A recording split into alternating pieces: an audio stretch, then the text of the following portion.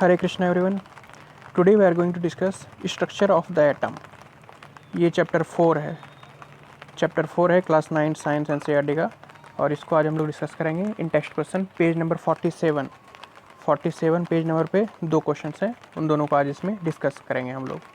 इससे पहले के जो तीन चैप्टर हैं, first second and third chemistry के, क्लास 9 साइंस एनसीईआरटी, तो वो सब डिस्कस हो चुके हैं कम्प्लीटली। आप लोग प्लेलिस्ट और वीडियोज़ को रेफ़र कर सकते हैं। आज से स्टार्ट करने वाले हैं हम लोग स्ट्रक्चर ऑफ द एटम। इसके in text question as well as exercise के क्वेश्चन दोनों को हम लोग डिस्कस करेंगे आराम से। तो स्टार्ट करते हैं, चलिए।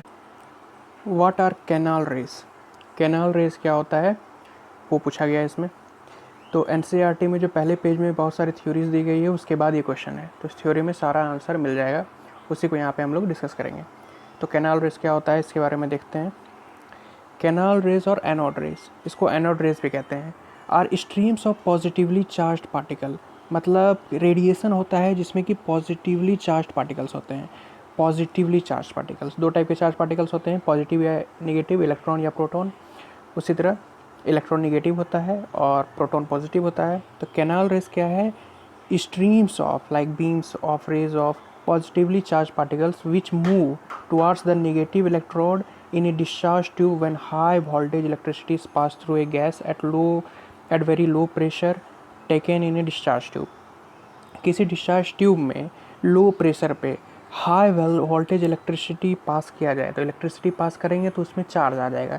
तो उसी में कैनाल रेज जो होते हैं वो पॉजिटिव से नेगेटिव इलेक्ट्रॉन, नेगेटिव टर्मिनल की तरफ, जो कि कैथोड होता है, मूव करते हैं।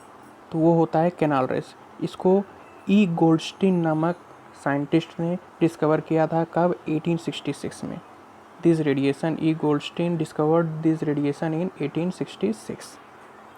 ये पहला क्वेश्चन हो गया। नेक्स्ट क्वेश्चन है, if an atom contains 1 electron and 1 proton, 1 electron and 1 proton, will it carry any charge or not?